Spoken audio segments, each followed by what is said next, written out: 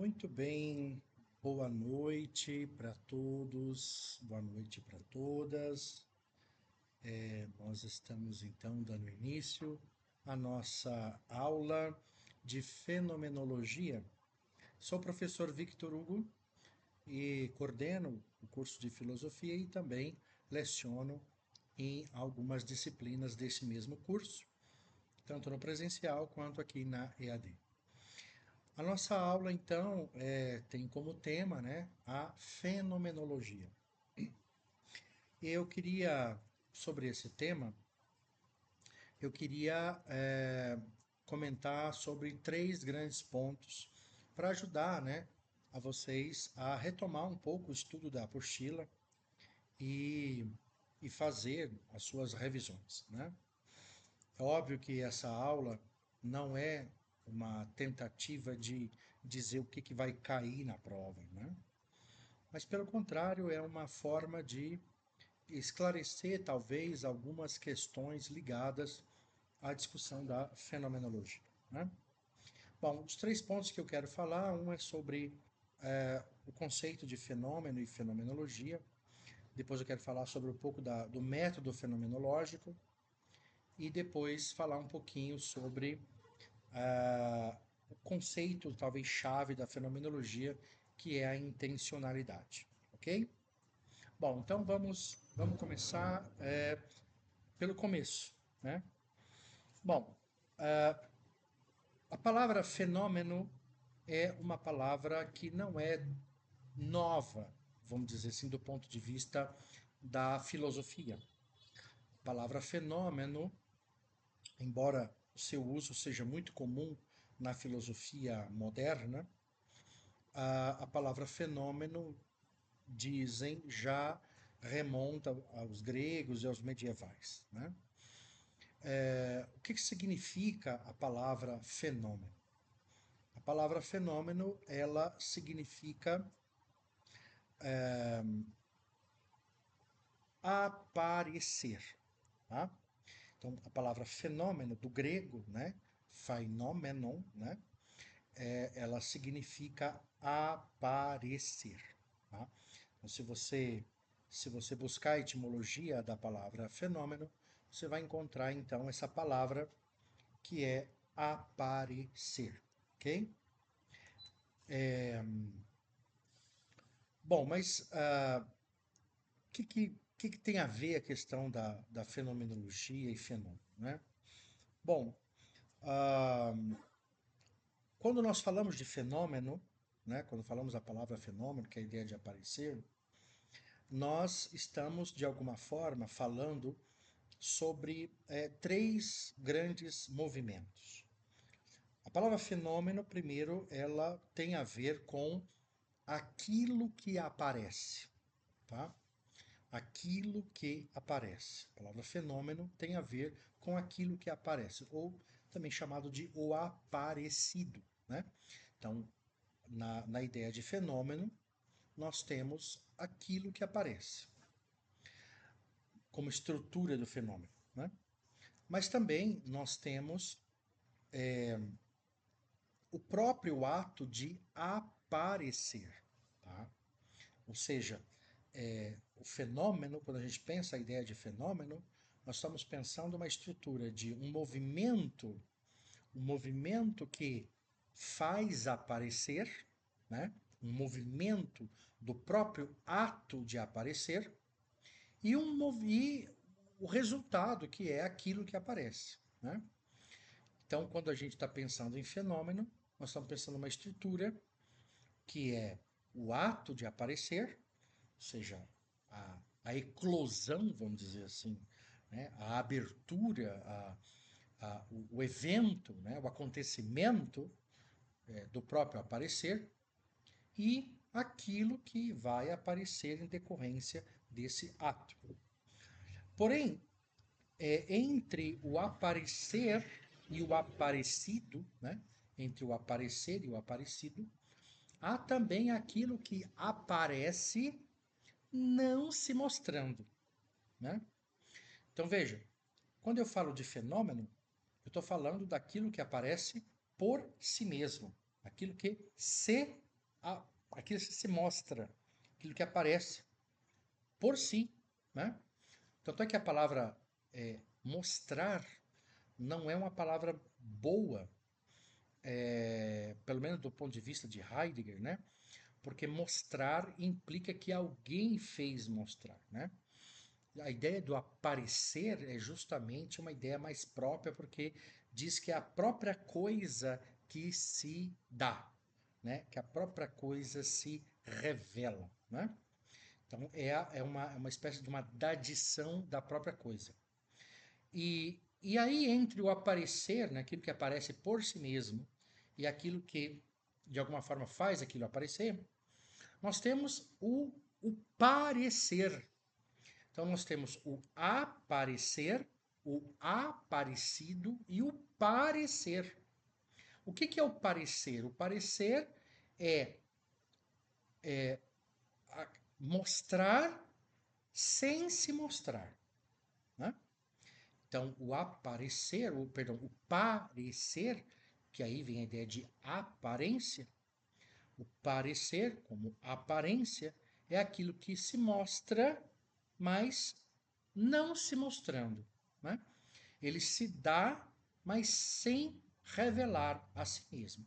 Ele aparece não se mostrando, aparece mostrando outra coisa. Então, quando a gente pensa na palavra fenômeno, nós estamos pensando então essa estrutura tríplice: aparecer, como ato de, aparecido, como o resultado do ato, e o parecer, que pode ser um resultado não esperado.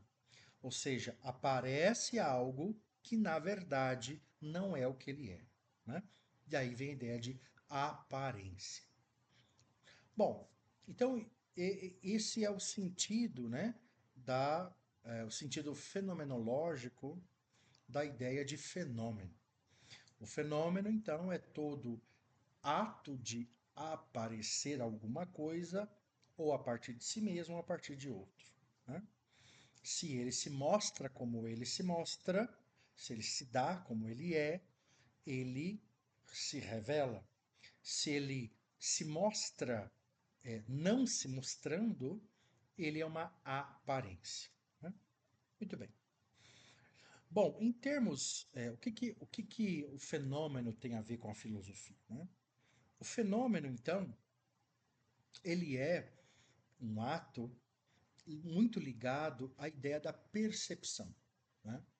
Então, quando a gente fala de fenômeno, dentro da filosofia, de forma primitiva ou de forma original, nós estamos falando de uma compreensão ligada aí à percepção, à subjetividade, né? Nós estamos falando aí de um movimento que... Deixa eu fechar isso aqui, se eu consigo fechar, né? Fechar, pronto. Então, ou seja, quando nós estamos falando de fenômeno, nós estamos falando de um movimento que está muito ligado ao ato de perceber. Ou seja, o fenômeno, ele foi, vamos dizer assim, ele foi visto, ou foi pelo menos intuído, né, mas não discutido, por Aristóteles, quando Aristóteles fala da percepção. Mas é somente na filosofia moderna que a figura do sujeito passa a ser uma figura mais proeminente na discussão do conhecimento, é que a ideia de fenômeno começa a aparecer mais propriamente dita, ou discutida filosoficamente. O que é o fenômeno, então? O fenômeno é justamente aquele momento em que os dados dos sentidos, eles, vamos dizer assim, eles eclodem dentro da subjetividade humana, né? Então, ou seja, quando a gente fala de percepção, nós estamos falando de um ato de relação entre um sujeito e um objeto. Mas como é que o sujeito percebe um objeto? O sujeito percebe um objeto à medida que este objeto aparece para esse sujeito, né? Então veja, o fenômeno, então, é o aparecimento de certos dados para a percepção do próprio sujeito, né? E isso vai aparecer muito claramente em algumas figuras importantes, como Lambert, que é um matemático, filósofo, né? Que vai falar um pouquinho sobre a aparência, né? O problema da aparência, o problema da ilusão. Isso vai aparecer também em Kant, né? Nós sabemos que Kant faz uma distinção entre fenômenos e noúmenos, em que fenômeno é aquilo que aparece para o sujeito, ou seja, aquilo que o sujeito consegue de alguma forma captar do objeto, né? E o noúmeno é aquilo que o sujeito não tem acesso. Depois nós vamos ter a fenomenologia do espírito de Hegel, que vai falar também de fenômenos, e depois a fenomenologia russeliana e por aí vai, né? Então, então, quando nós estamos falando de fenômeno, nós estamos falando de um movimento estritamente ligado ao problema da percepção do sujeito. Nós estamos falando desse ato de fazer um dado sensível, eclodir na percepção do sujeito, né? E aí, o que acontece é que a filosofia, ela sempre lidou com o fenômeno, sempre do ponto de vista do resultado do fenômeno. Ou seja, a filosofia sempre lidou com os fenômenos muito mais com aquilo que apareceu, ou aquilo que aparece, do que, o próprio ato de aparecer, né? Então, ou seja, quando a gente vê Kant falando sobre os fenômenos, nós estamos, na verdade, falando, ou vendo Kant falar, sobre os dados sensíveis. Então, o que são os fenômenos? Os fenômenos são os dados sensíveis, né? Quando a gente fala de Hegel, estamos falando da certeza sensível, tá? Então veja que quando, quando a tradição filosófica discutiu o fenômeno, discutiu-se exclusivamente o resultado, aquilo que aparece. A novidade da fenomenologia russeliana, ela aparece justamente quando, já desde Brentano, se entende que o fenômeno é essa estrutura que eu expliquei. Ou seja, se entende que discutir fenomenologia não é só discutir os dados que aparecem, mas é discutir também o próprio ato do aparecimento. Então, entender que fenômeno também é o próprio ato de aparecer, entender isso é entender a novidade da fenomenologia. Então, fenômeno para a fenomenologia é esta relação entre um ato de fazer aparecer para o sujeito alguns dados tais como eles aparecem, né? Então, a discussão do fenômeno na fenomenologia russeliana, ela tem essa novidade que é discutir muito mais o ato subjetivo, vamos dizer assim, daquilo daquilo que é próprio da subjetividade, né? Então veja, a subjetividade humana, né, a subjetividade do próprio sujeito, ela tem dados objetivos, como os dados que aparecem, e o próprio ato subjetivo de fazer a coisa aparecer. Então, estudar esse ato subjetivo do subjetivo é o que, de alguma forma, a fenomenologia russeliana vai trazer como novidade para o campo filosófico. Bom, e aí o que então é a fenomenologia? A fenomenologia é o estudo dos fenômenos.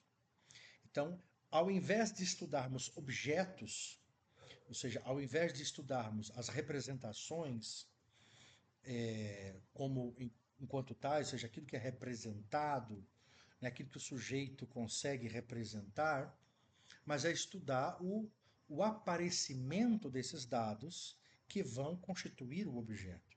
Então, veja, a fenomenologia, que é o estudo dos fenômenos, dá um passo atrás na percepção. Ao invés de estudar a apreensão e a representação, ou seja, já estudar o objeto, que é o representado ali, nós vamos estudar esse processo de representação. Então, o estudo desse processo de representação, chamado fenômeno, é o que a fenomenologia vai estudar. Né? O próprio Brentano gosta de usar essa terminologia, né? Que a fenomenologia estuda os fenômenos que são representações, ou seja, são marcas, impressões dos dados no próprio sujeito. Né? Bom, e como que a fenomenologia estuda os fenômenos? Bom, o Russell tem uma preocupação de discutir os fenômenos a partir do seu próprio estado amostral, o seu estado mostrativo, vamos dizer assim. Né? Ou seja, Russell não quer fazer uma teoria sobre os fenômenos, enquanto uma discussão sobre características dos fenômenos, como se a gente pudesse explicar, fundamentar, dar razões para os fenômenos. Não, a ideia russeliana é uma ideia de descrição. Né? Então, fenomenologia, basicamente, é um procedimento descritivo e não tem ali uma prerrogativa normativa, né? Como, por exemplo, é comum na epistemologia. A epistemologia descreve processos, mas também normatiza até que ponto esses processos podem ser epistêmicos ou não. A fenomenologia não tem essa preocupação normativa de epistemização dos processos, mas tem uma preocupação anterior à normativa, que o Russell vai chamar de pré-predicativa ou pré-judicativa, que é a do aparecimento desses fenômenos. E o que a gente pode fazer com esses fenômenos, quando eles aparecem, é descrevê-los, tais como eles são. Esse é o famoso princípio russeliano de ir às coisas mesmas, ou seja, ir ao encontro do fenômeno tal como ele aparece para o sujeito. Esse princípio, então, governa a fenomenologia, né? Até então, e é isso que a fenomenologia tem feito. Ou seja, o que ela tem feito? Tem feito descrições a respeito deste modo de aparecer dos fenômenos. Né? E aí, claro, então, para a fenomenologia russeliana, os fenômenos, como nós já falamos, estão ligados diretamente à subjetividade humana. Ou seja, dentro da história do fenômeno da filosofia, nós já falamos, esses fenômenos estão ligados à percepção. E a percepção está ligada à subjetividade humana. Então, a ideia da fenomenologia é, segundo Russell, a descrição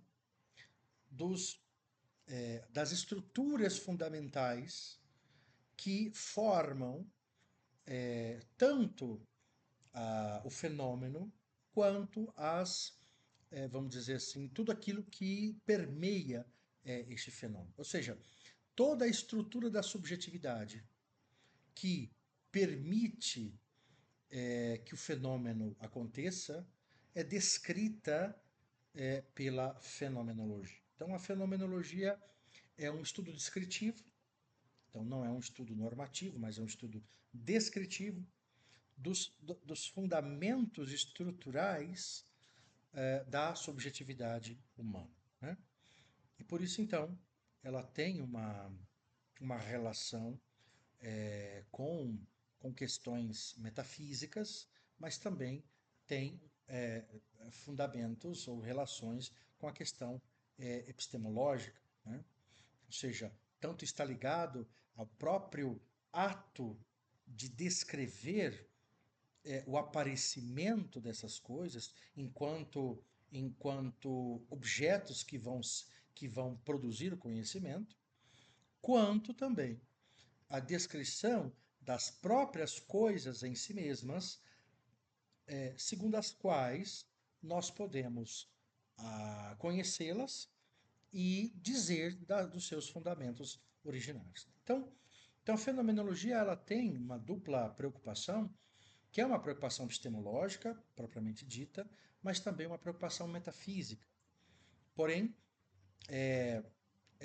ela é epistemológica no sentido de que ela está relacionada ao aparecer das coisas para o sujeito, ou seja, está relacionada ao próprio processo de apreensão, né, das coisas. Então, ou seja, o apreender daquilo que permite apreender, né? Olha que interessante, né? A apreensão é a apreensão daquilo que permite apreender, que então, de alguma forma, liga com a epistemologia, enquanto que aquilo que é apreendido desse apreender também tem relação com o modo de realidade das coisas, né? Uma discussão mais metafísica, né? Deixa eu ver se eu pego meu computador está querendo acabar a bateria. Vou pegar a bateria aqui rapidinho.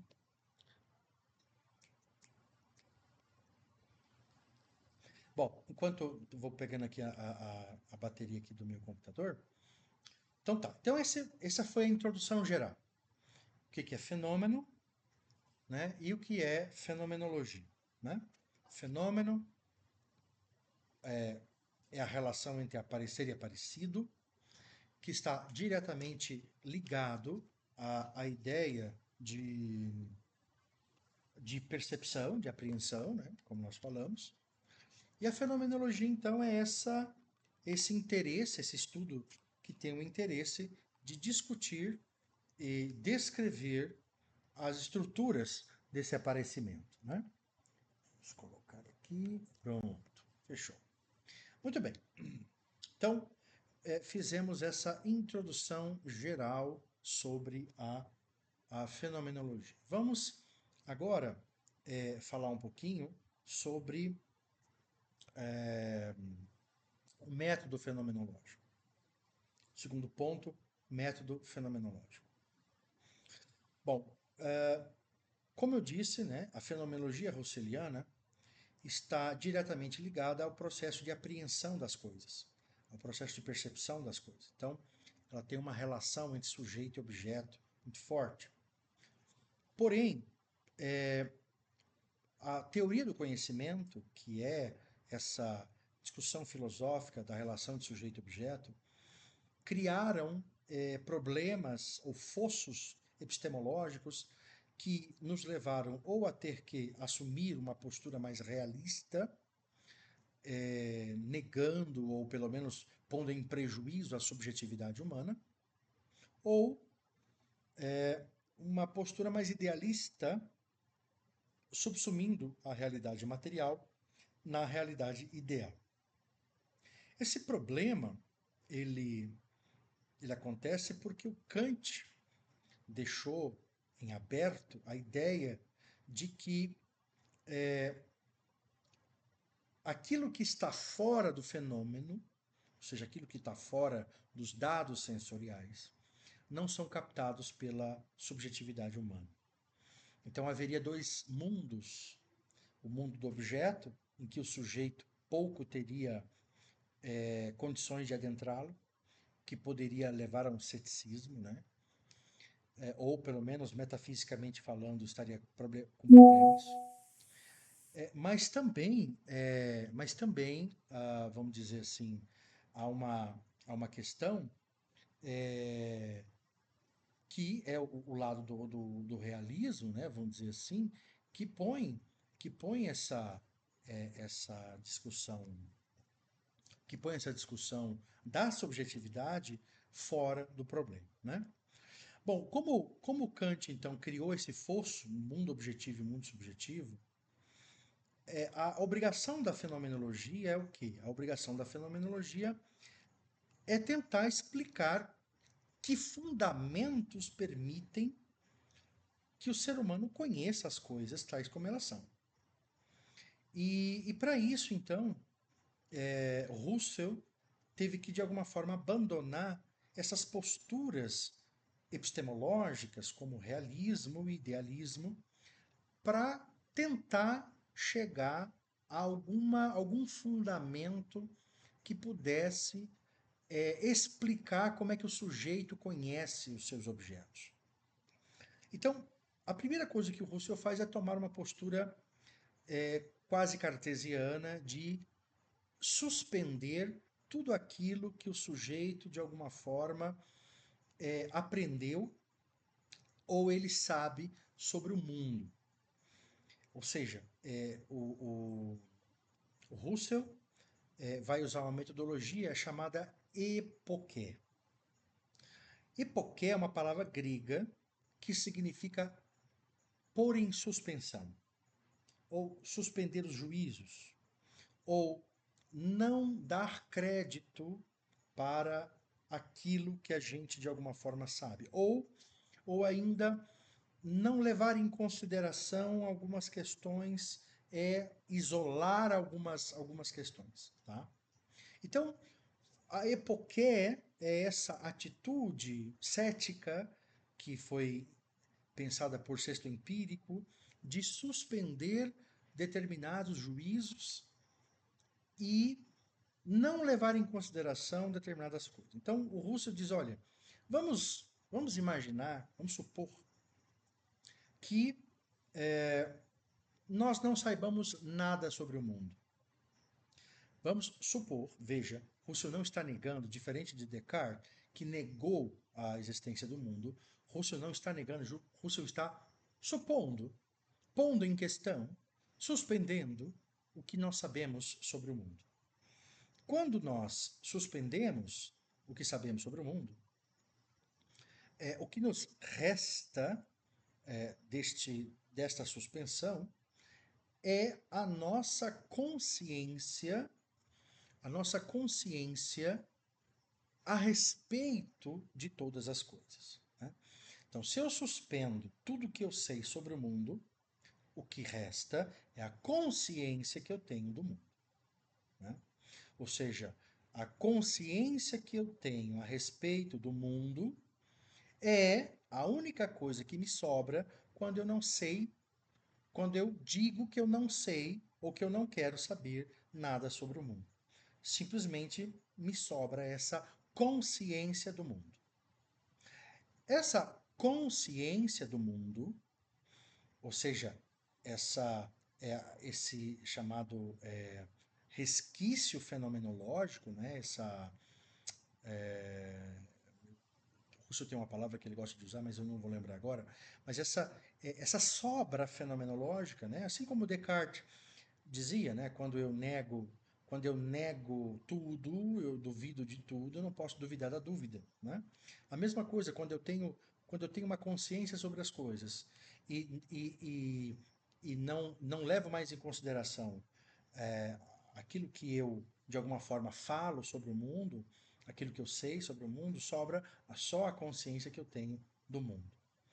E essa consciência do mundo, o Russell percebe, é uma consciência que não é uma consciência isolada do mundo. Né?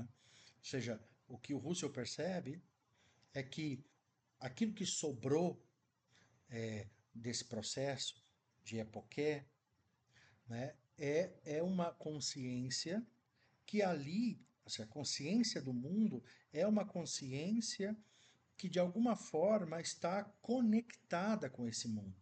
Né?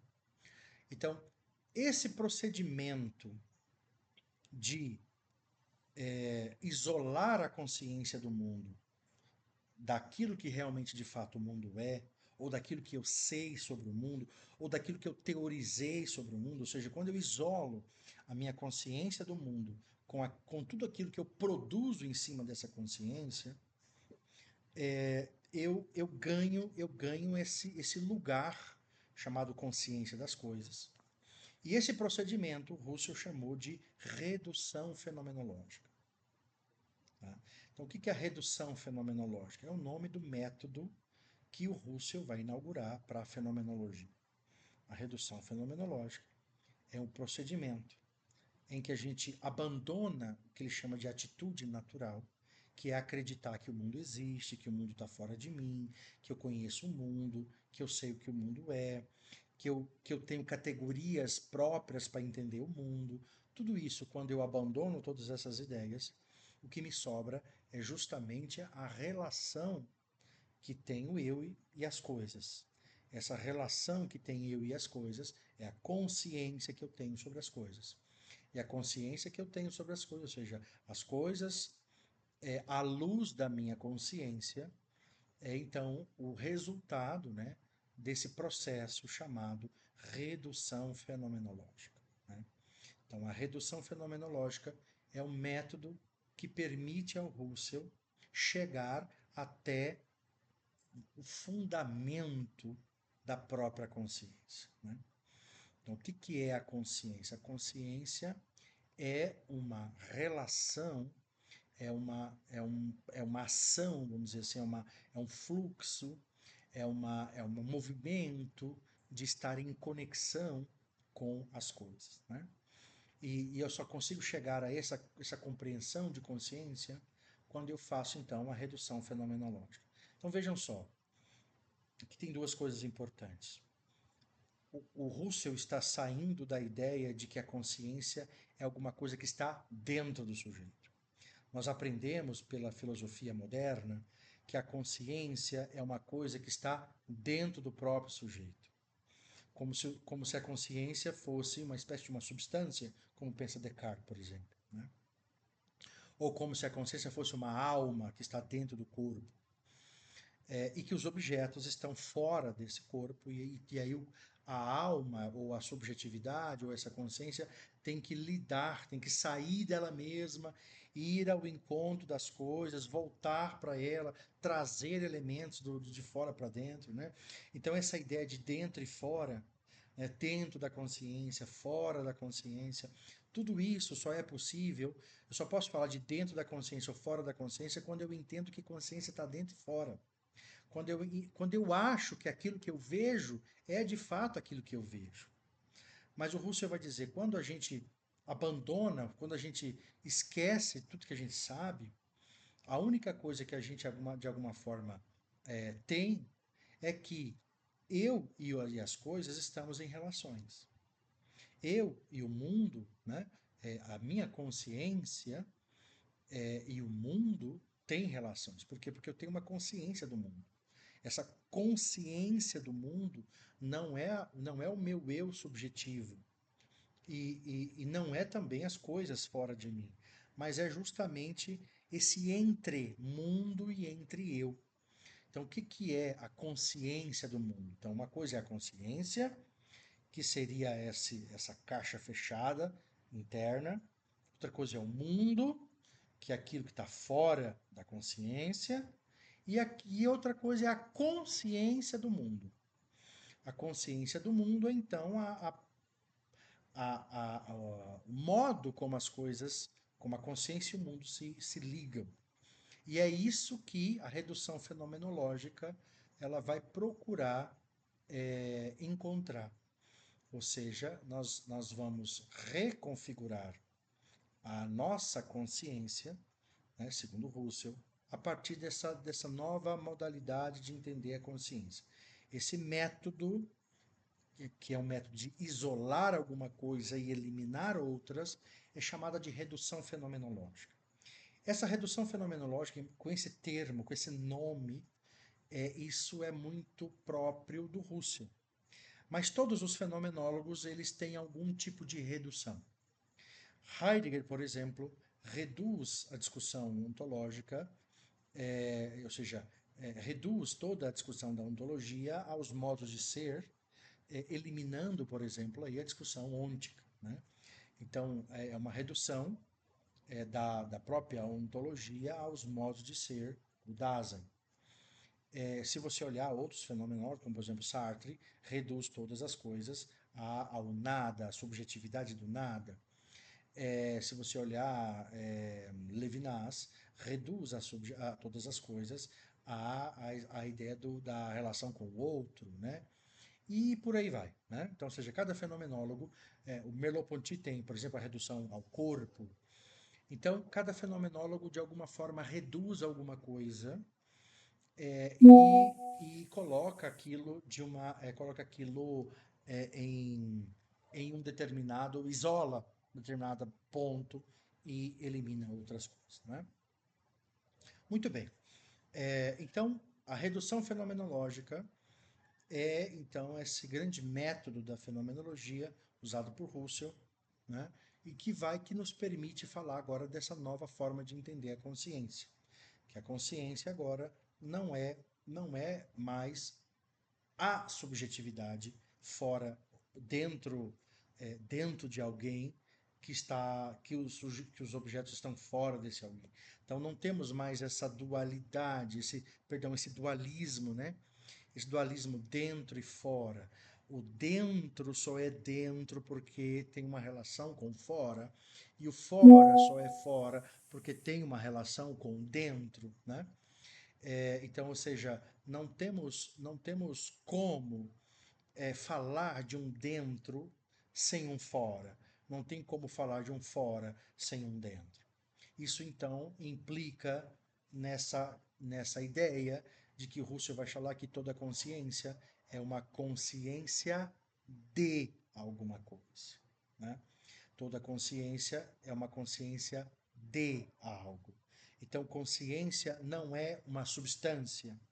Consciência é uma ação, é um ato, é uma vinculação, é uma relação. Isso que é consciência, né? Consciência não é uma substância, não é uma coisa, não é uma realidade, mas é uma vinculação ativa. Russell chega a dizer que a consciência é um fluxo de consciência. A consciência ela é uma dinâmica, ela tem uma vida própria e nós vivemos no mundo à luz da vivência da nossa própria consciência, né? Ou seja, tudo que experimentamos a partir da experiência que a consciência faz das coisas, né? Então veja, há esse ponto vinculante à consciência de. Então, o que são as coisas? As coisas são o que elas são à luz de uma vivência que a consciência tem dessas coisas. O que é o tempo? O tempo é uma consciência vivida à luz da consciência desse tempo, dessa mudança temporal, né? E por aí vai. Então, todas as coisas são vividas enquanto consciência. E aqui tem uma coisa interessante, porque a consciência deixa de ser simplesmente racional e passa a ser integral. Consciência, então, volto a dizer, não é o cérebro, não é a nossa caixa, não é racional, não é faculdade cognitiva, não é simplesmente a nossa potencialidade intelectiva, mas a consciência é a nossa experiência vivencial. São as nossas vivências enquanto tais. É tudo aquilo que eu consigo experimentar, viver, tudo aquilo que de alguma forma eu estou mergulhado nela, é consciência, né? Então a consciência é esse entre o sujeito e entre o objeto. Entre o sujeito e o objeto, há a consciência de, que é um sujeito consciente da própria consciência de alguma coisa, né? Então aqui há uma mudança no conceito de consciência. Consciência, o Sartre gosta de usar um termo que eu acho bastante interessante para entender Russell, que a consciência está posta, ou seja, a consciência ela é fora dela mesma, né? Vamos dizer assim. Em que sentido? No sentido de que a consciência ela está é, vamos dizer assim, ela está aí posta, a consciência não é fora de, mas a consciência é implicada de, é em relação a consciência ela vincula todas as coisas, ela está implicada, integrada, e é ela que permite, então, que os fenômenos possam aparecer. Então, veja, então, quando nós falamos de fenômenos, nós falamos então que os fenômenos aparecem para quem? Para a consciência. Porque a consciência é o lugar onde os fenômenos podem aparecer e que o próprio sujeito é capaz, então, de apreender esses dados que aparecem para ele, né? Então, entre os objetos, né, entre o mundo e o sujeito, nós temos o quê? Nós temos, então, a consciência de, que é esse lugar, entre aspas, né, lugar entre aspas, onde os fenômenos se dão. E esses fenômenos que aparecem para a consciência, eles podem então ser descritos juntamente com essa consciência, e esse conjunto de consciência fenomênica é que então a fenomenologia irá se preocupar. Né? Bom, e aí então nós entramos então na terceira e última parte da nossa aula de hoje, que é falar um pouco desse conceito-chave da fenomenologia, que é o conceito de intencionalidade. Bom, então nós aprendemos que, segundo Russell, os fenômenos se dão na consciência. Essa consciência é uma consciência que é vinculante e vinculadora. Ela é uma consciência posta e ela só se tem consciência dela, né? Ou seja, só se tem consciência da consciência de quando nós fazemos então o método de redução fenomenológica. Quando nós isolamos a própria consciência, olhamos mais especificadamente para ela, percebemos então que ela contém todas as relações necessárias para vincular mundo e sujeito. Né? Então, essa estrutura, né, da consciência que carrega a estrutura do fenômeno, então você veja, o fenômeno nós falamos, nós temos os dados, e nós temos os dados, e temos o próprio ato de aparecer, a própria consciência aparece para ela mesma como um fenômeno. Né? Então, a consciência é fenomênica porque ela é fenômeno de si mesma. Ali é na consciência que os fenômenos se dão e a própria consciência aparece para ela como fenômeno. Ou seja, como essa estrutura de aparecer e aparecido, né, que nós vimos.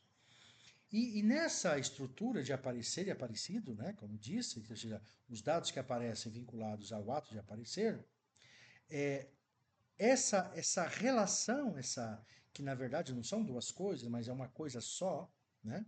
Ou seja, quando a gente fala dessa estrutura de aparecer e aparecido, não são duas coisas separadas, como se fossem enganchadas com um fio. Não, é uma moeda, ela é um fenômeno só, né, vinculando aparecer e aparecido. E a consciência aparece dessa forma. E aqui nessa estrutura tem uma coisa que o Brentano já chamava, que é a chamada relação intencional. Veja, a palavra intencionalidade aqui não tem nada a ver com intenção no sentido de querer, tá? Não é essa a ideia, não é a ideia de querer. Ah, eu tenho uma intenção, tenho um desejo de querer. Não, não é isso.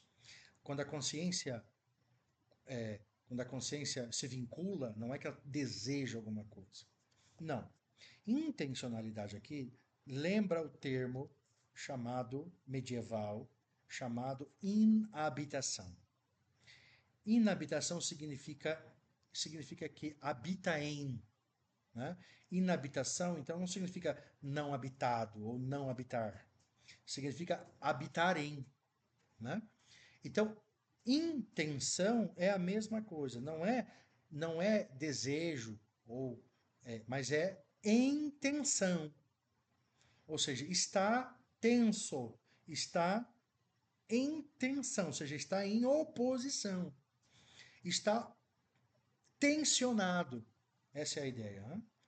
E é como se na própria consciência já houvesse os lugares em que cada tipo de dado fenomênico pudesse aparecer. Então, a consciência, enquanto movimento de fazer aparecer, ela já pressupõe, já está implícito a ela o quê? Aquilo que poderá aparecer. Né? Ela já pressupõe intencionalmente aquilo que de alguma forma vai aparecer. Vou dar um exemplo simples aí. Por que que, fenomenologicamente falando, o olho não pode ouvir? Aí você vai falar, porque, biologicamente falando, o som é de uma natureza diferente das células receptoras que está presente no olho, né? Ou seja, o olho não tem receptores orgânicos, celulares, para receber átomos de som. Tá, bonita explicação, Fernandinho. Porém, para a fenomenologia, não é essa a explicação. A explicação de por que o olho não vê é que os fenômenos visuais, então, os fenômenos visuais, já pressupõem o, o visto, ou seja, já pressupõe alguma coisa que pode ser vista e não ouvida. Então, o ato de ver já implica alguma coisa que é vista e não ouvida. Né? Você fala, professor, mas isso é muito abstrato? Não, segundo Russell, é a estrutura da própria consciência que nós temos das coisas. Né? Então, ou seja, o fenômeno visual, né? Então, ou seja, o ato de ver é um ato que já contém intrinsecamente um, um dado que tem uma característica do visto. Então, quem vê, só vê porque implicitamente está preparado para receber elementos visuais. Assim como o fenômeno da audição já está preparado para receber fenômenos ou dados ou do ouvido, né? E por aí vai. Então veja, essa essa antecipação, vamos dizer assim, essa antecipação na consciência ou no ato fenomenal daquilo que vai poder aparecer, do aparecido, é que o Russell está chamando de intencionalidade. Ou seja, todo ato de consciência é consciência de alguma coisa, ou seja, já tem intrinsecamente a ele uma prévia do que pode aparecer. Não que a consciência saiba o que vai aparecer, mas a consciência já tem um determinado espaço reservado para um determinado tipo de dado fenomênico que pode aparecer. Tanto é que quando dados sonoros aparecem para a visão, a consciência não consegue vincular dados visuais com dados sonoros. Não aparece para a consciência, não aparece para a consciência visual dados sonoros, né? Mas aparece para a consciência visual dados visuais, né? Então, isso é o que o Russell vai chamar de consciência intencional. Toda consciência é intencional. Né? Toda consciência é consciência vinculativa, intencional.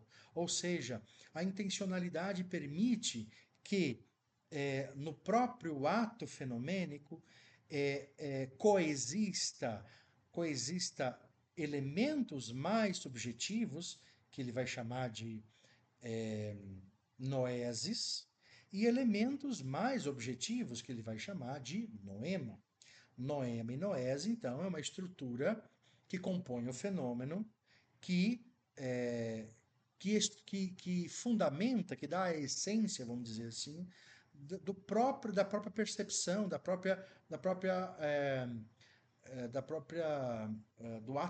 ato de captar as coisas. Né? A captação das coisas acontece por meio de fenômenos. E os fenômenos têm uma estrutura essencial noemático-noética. Ou seja, que o próprio fenômeno tem uma estrutura vinculativa em que o ato de fazer alguma coisa aparecer já está ligado àquilo que previamente pode aparecer. E graças a essa estrutura é que então as coisas, ao se vincularem, ao serem efetivadas, elas então poderão, vamos dizer assim, se sustentar nos seus diversos níveis. Ou seja, o que o Russell está fazendo, mostrando, é que a fenomenologia ela sai do nível físico, desce do nível psíquico para o nível fenomenológico, que é o nível é, da essência de todas as coisas. Né? Ou seja, é como se Russell dissesse o seguinte: olha, o fundamento de tudo que existe é a consciência das coisas. Né? Então, ou seja, não existe um mundo físico, natural, biológico, se ele não estiver engatilhado com o mundo espiritual, noético, intelectivo, subjetivo, né? Então, ou seja, o mundo subjetivo e o mundo objetivo, eles estão vinculados fenomenologicamente por uma estrutura última, vinculativa, fundamental, chamada consciência intencional. Né? Ou seja, no fundo, somos todos seres em conexão. O Gabriel Marcel, o Ortega y Gasset, melhor dizendo, diz: eu sou eu e as minhas circunstâncias. Né? Eu sou eu e as minhas circunstâncias. Veja, eu não sou só eu só sou eu porque sou as minhas circunstâncias. E as minhas circunstâncias só são as minhas circunstâncias porque eu sou eu. Isso significa que eu não sou isolado, eu aparentemente, biologicamente, e como vai dizer o Russell, ingenuamente, acho que eu estou separado. Eu olho para mim e não tenho nada a ver com o mundo que eu estou andando, movendo, né? Aparentemente parece que não tenho nada que me vincula às coisas. Mas isso é uma aparência, porque no fundo estamos todos em conexão psicológicas, conexões físicas, conexões fenomenológicas, e essas conexões, todas elas, recorrem a uma fundamentação última, que é então a consciência intencional. Muito bem, senhores, muito bem, gente. Essas são algumas dicas. Você fala, nossa, professor, dica? Isso é mó difícil. Verdade. Tem uma. A fenomenologia é uma virada de chave. Né? A fenomenologia ela é uma mudança paradigmática de entender as coisas. Ao invés de olharmos com os nossos olhos biológicos, olharmos com o nosso olhar costumeiro, chamado ingênuo por Russell, a gente começa a olhar pelo lado vinculador das coisas. E o lado vinculador das coisas, segundo Russell, é a nossa consciência a nossa consciência intencional. Tudo está à luz da consciência. É como se nós pudéssemos dizer o seguinte: se, se pudéssemos toda a humanidade ser internada numa, num hospital, né? Se toda a humanidade, último exemplo agora, se a humanidade fosse internada num hospital e todos fossem colocados numa situação de coma, né? Então imagine todo mundo sendo colocado num hospital, numa situação de coma. A pergunta é: o que sobraria depois disso? Provavelmente nada. Por quê? Porque tudo que sabemos, tudo que podemos falar, está vinculado à nossa consciência sobre as coisas. Né? Ou seja, se a minha consciência para de funcionar, não tem sentido nem o mundo existir. Porque se o mundo existir, ele não será absolutamente nada para nós. Eu espero que você tenha gostado dessas dicas fenomenológicas, né? E que você possa, de alguma forma, retomar o teu texto, retomar as discussões, leia, porque fenomenologia merece aí boas discussões sobre isso. A gente se fala numa próxima disciplina, uma próxima vez. Um grande abraço.